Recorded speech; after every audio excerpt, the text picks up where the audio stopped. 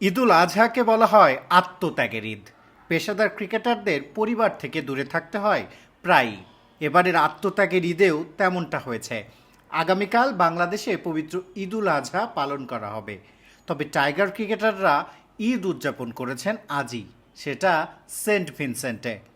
একসাথে ঈদের নামাজ পড়া, পরে একসাথে খাওয়া, একটু ঘোরাফেরা করা, এতটুকুতেই ঈদ উদযাপন সীমাবদ্ধ তাওহিদ হৃদয় মাহমুদুল্লাহ রিয়াদদের। নিজের ফেসবুক পেজে আবেগ আক্রান্ত তাওহিদ হৃদয় যেমন লিখেছেন, আত্মত্যাগের ঈদে দূরে আছি পরিবার, সবুজ শ্যামল গ্রাম এবং দেশের থেকে। মহান আল্লাহ পাক এই পবিত্র দিনটি আমার মা বাবার মুখ দেখা থেকে বঞ্চিত করেছেন। খুব ইচ্ছা হলেও মায়ের কোলে মাথা রাখতে পারছি না, বন্ধুদের সাথে কোলাকুলি করতে পারছি না। প্রতিবার কুরবানির প্রিয় পশুর মাথায় হাত বুলিয়ে দিই, এবার সেটাও হলো না। হয়তো আল্লাহ পাক এই ত্যাগটুকুই আমার জন্য কবুল করেছেন। পরবর্তী ম্যাচে জাতীয় সঙ্গীতের লাইনে দাঁড়িয়ে শুধু এতটুকুই মনে পড়বে, দেশের দায়িত্বে আছি। এই দায়িত্ব পালনে এরকম শত শত ত্যাগের জন্য আমি সদা প্রস্তুত।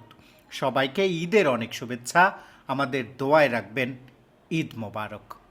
হৃদয়দের আশা পূর্ণ হোক, দোয়া কবুল হোক দেশবাসীর। বিশ্বমঞ্চে টাইগাররা লিখুক নতুন ইতিহাস। শিহাব হাসান খান, ক্রিকেট 97।